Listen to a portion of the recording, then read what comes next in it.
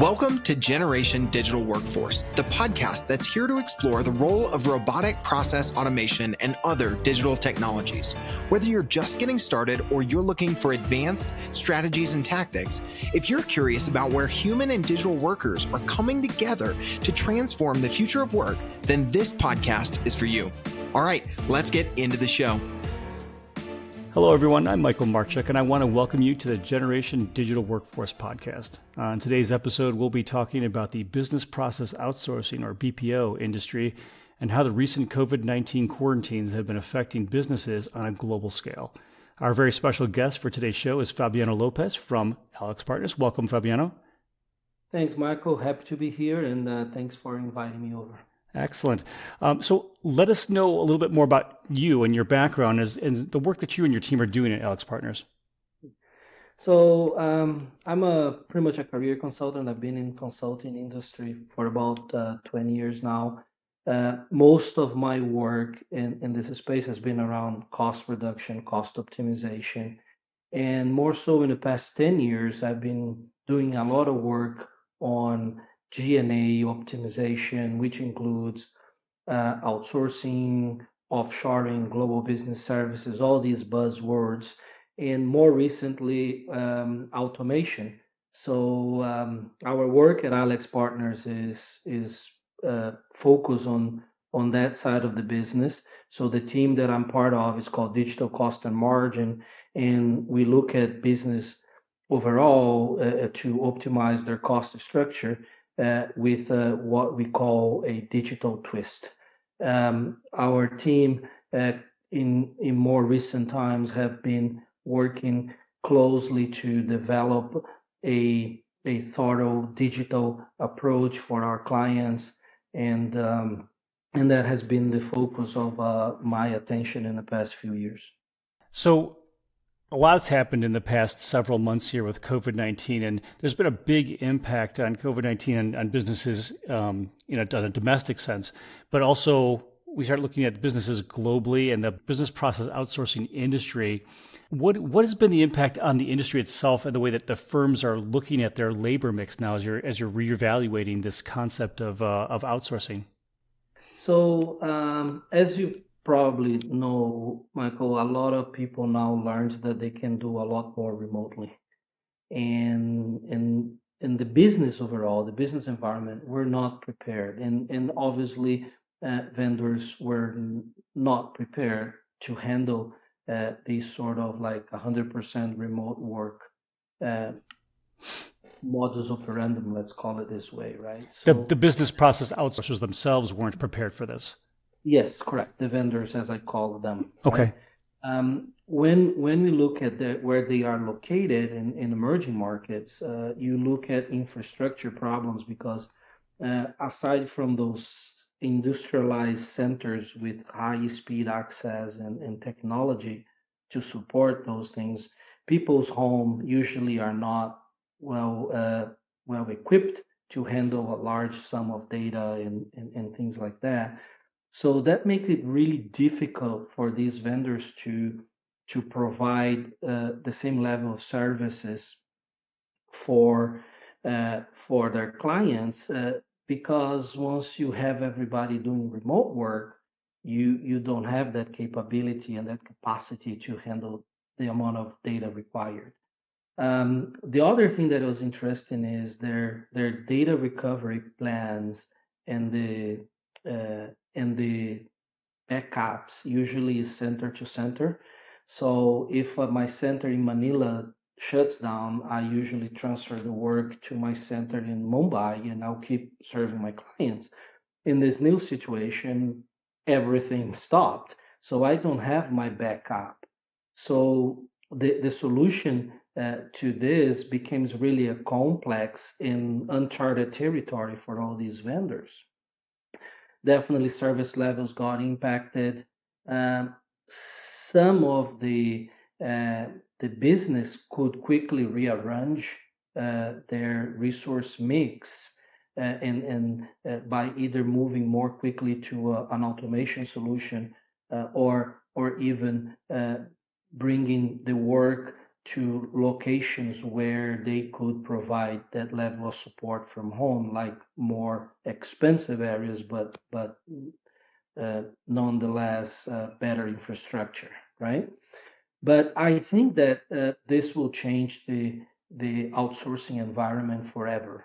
Um, as I said, people learn how to do work remotely. Now there is more infrastructure, and I think that eventually this will change the perception that a vendor can still support their customer, but more so, the customer is learning that they can outsource uh, tasks and activities that before wasn't so traditional, like planning, forecasting, analytics, and things like that. Especially because now they learn that they can still operate remotely. So there sounds like there's both contractual and some commercial implications about doing that sort of thing for these firms, but more importantly, the work that the clients that were expecting these outsourcers to complete wasn't getting done. So how do you see this impacting the decisions for these clients who've engaged these outsourcing vendors to support this remote work or to support their outsourced work? How is this going to impact the decisions for maybe bringing work back onshore using digital labor? I think it's going to impact tremendously. I think that the COVID will trigger a few things in this environment. Like one thing is obviously you're going to have to reopen some contracts because, as you said, there are some contractual implications to moving work around that they had to somehow compensate it, right? And make those quick transitions. But I think that there will be a reopening of several contracts to talk about scope mix, right? Bringing back in-house, bringing back onshore. There's going to be probably changing how DRP and DCPs are handled. I think in the past was very narrow, thinking about backup of the backup. Nobody ever had planned for a pandemic like this, where it would shut down basically the entire planet. And I think the another natural outcome, I think a lot of the clients are going to look and say, okay, how can I increase my level of automation to a point that I don't have an impact on the activities and the service level?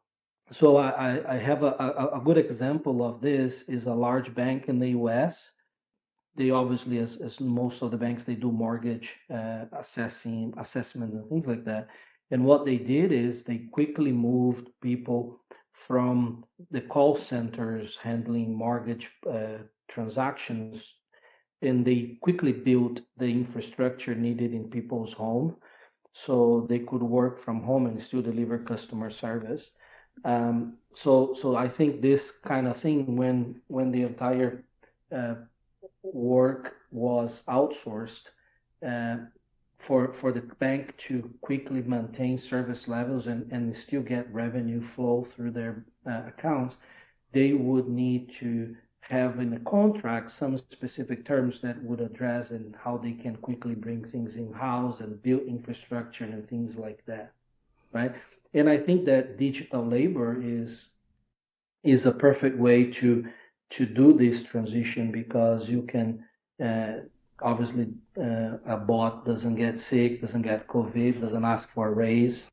So if you have a means to quickly transition from a vendor to a bot, or even have the vendor increase their automation, it will allow for the customer to have a lot less impact if something like this happens again.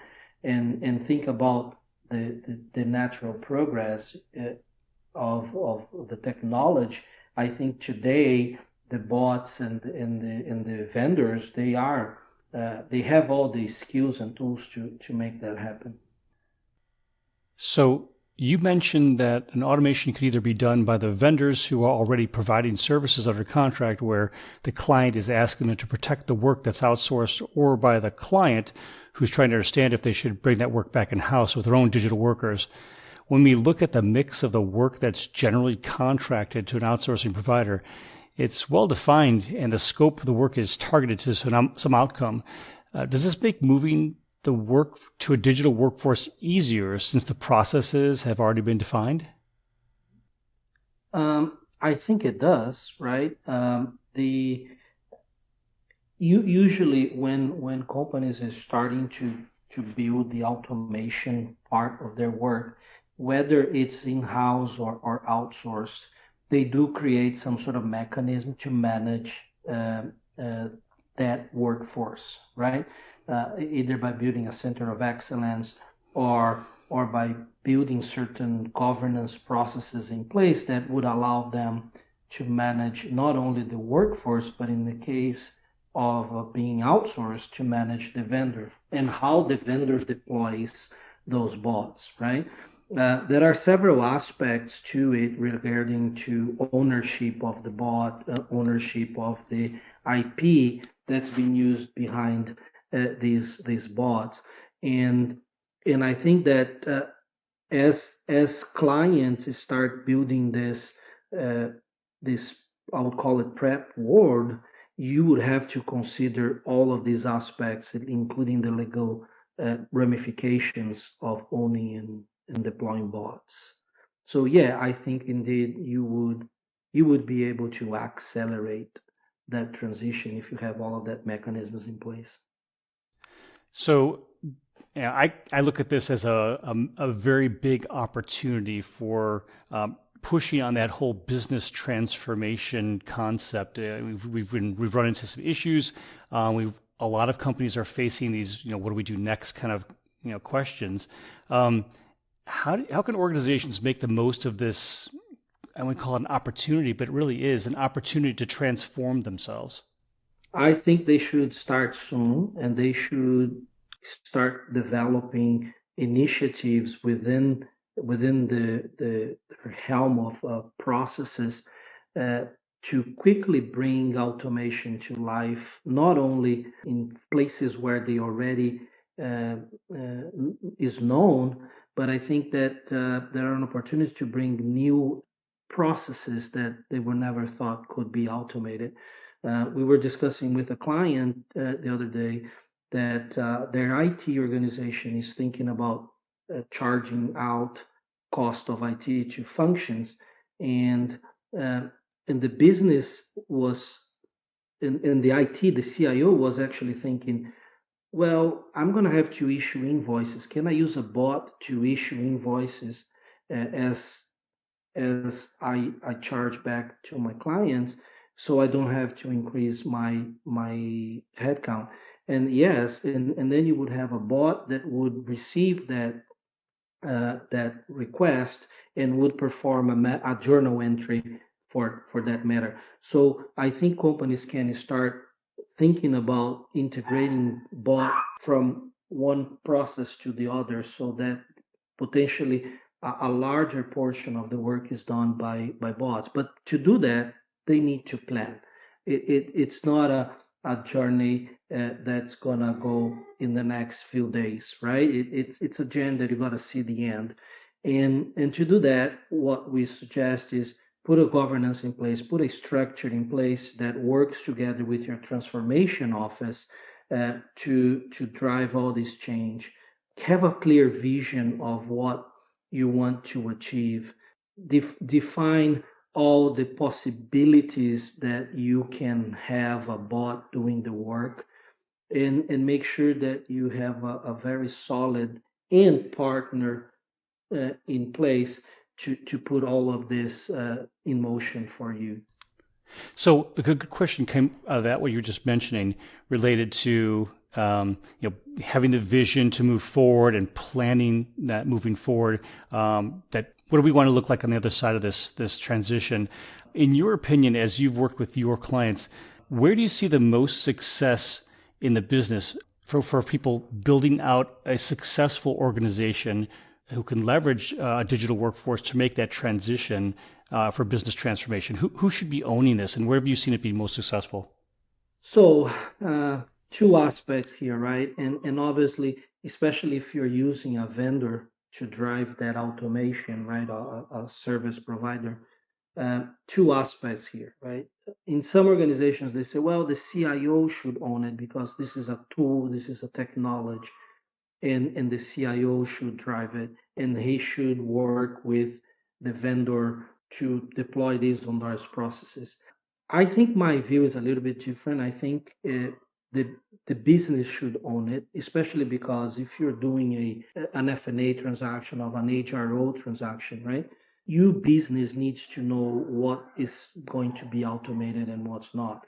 So what I typically propose is you set up a governance structure, a COE, that's made of all these players, right? It's made of the CFO, it's made of the HRO, it's made of the CFO, and they would work together to define a automation vision for the company, and work with the vendors associated with each function, an HRO provider, an FAO provider, to deploy the bots in a way that you not only help the company maximize the use of bots, but also it helps them perform and execute through a clear vision to achieve maximum cost savings, performance, and so forth. So it sounds like there's a concept of bringing together a team that's going to help the organization. So you'll have a general concept maybe inside the organization that, this is what we want to do, but bringing together a team who knows how to do that is pretty important. You mentioned bringing partners who've had the experience to do that. Why do you think it's so important to get partners involved or engaged to support these companies? Well, I think there are two aspects here, right? The first one is, let's engage somebody who knows how to deploy bots, can actually help your company achieve success early on. In parallel to that, what I would say is train your own team. So make sure that you have people inside the organization that can deploy and program and make sure that it works within your environment as well. And so that as you start deploying more and more bots, you rely more on your internal organization than a partner. But as the partner deploys your first, second, third bots, you automatically learn and develop your own development and deployment capabilities.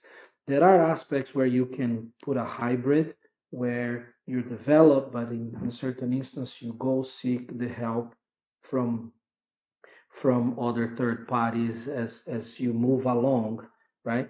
I think the partnership needs to be flexible enough to allow you to achieve your goals, and in a way that optimizes the cost to achieve as well.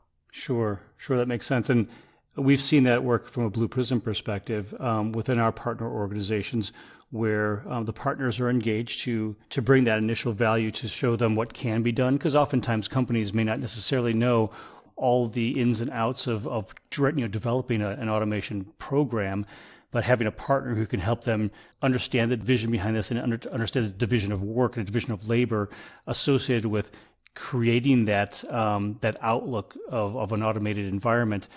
That's important. It's also important to have someone who's done it before so that you can start to see the fruits of those labors and that the transition happen more quickly. And then as that's happening, it makes sense to have your people internally directly engaged with that program so that it's a natural transition over time as the partner continues to work forward and maybe lead the company into new places. The team that's part of the client will naturally then be moving along with them, gathering the knowledge and the expertise as they mature in the Center of Excellence and in the automation program. Yeah, and I would say even in a BPO environment where the bot is being deployed by a vendor, you need to have internal capability to understand where the bot is used, how the bot is used, and even configure the bot. Because in an event like a COVID where you need to quickly bring some of this work back in-house, you're going to bring the bot and you're going to bring the IP behind the bot with it, right? So even if you're doing a completely outsourced concept where all the bots are owned and managed by the vendors, it's very important that you have a few people within the organization that understands how these bots are being played. I imagine as you make a transition from an all-human workforce, whether that's local resources or offshore resources through a vendor, that there's going to be some transitions in the way that the client will then organize their human labor force as they bring in a digital labor force. Can you maybe outline some of the things that a company should be looking for as they make that transition from an all-human to a human plus digital workforce? So there are several aspects on a change from what I call FTE-based contracts to a hybrid contract, right? So there are aspects related to pricing, right? The buyer should understand that the cost to run a full FTE-based contract is different from an automated contract. So this is one of the terms that they should pay attention to and eventually consider in the pricing model. The other aspect that's very important is IP. Who owns that bot and who owns the IP behind the bot? So assuming that the vendor owns the bot, but there is an aspect of configuration and how the bot works with the buyer's systems, there should be a discussion about if I move vendors, do I get to take that IP with me or not? Sometimes the vendor provides the bot with the automation capabilities, and the buyer may not even think about negotiating that IP behind. And if they need to bring this stuff back in-house quickly in a situation like we're currently seeing, that might be impossible because the vendor will say, no, I own the rights to that bot and to that configuration. The other aspect of it is that people need to pay attention to is bot can go rogue, right? So if not properly configured and properly structured, the bot can break the law. So what are the indemnification and the risk management around that should be contractually managed in case something goes wrong with that automation, right? So it sounds like if the client owns the IP or owns the automations themselves, they would have the capability of managing the governance around all of that. If the vendor owns the IP and for the automation, there may not necessarily be that same kind of governance unless that's built into the contract. Is that what you mean? Yes. So it's not only the aspect related to the price, but also to the performance and to the legal aspects of it, right? So yes, the vendor needs to be aware that the buyer would like to have all those things added to the contract. So as these companies are looking at their corporate transformation and really transforming their business and the way they go to market, how can they link automation with a digital workforce to those corporate transformation goals? I think the automation needs to be at the centerpiece of it right now. So let me step back. So we assume that a company is going to go through a transformation. It's going to have like a PMO and it's going to set up a transformation office. And when it comes to G&A more specifically, but not only, but mostly G&A, automation needs to be part of it and needs to be, to a certain extent, a centerpiece of it, because you're changing the process in a way that will impact not only the performance of the process, but also what's the organization that you need to have in place to work together with the bots. Where you would have a person receiving an email and driving workflow, now it's a computer that does that. And if the computer or the bot does that, how can we ensure that the process is smooth and as efficient as possible? So automation needs to be a centerfold of certain process transformation. So Fabiano, what's the one main thing that you want our listeners to come away with after today's discussion? So I think we're entering a new work order, right? And we're going to look different coming out of this from before. I think remote work will be a lot more prominent, and I think that automation will grow, especially because in the vendor relationship, in my point of view, it got a little bit damaged from the whole pandemic things. And not that vendors are not doing their best. I think they are, and some of them actually managed to keep services going and clients happy, and I think the majority of them did that.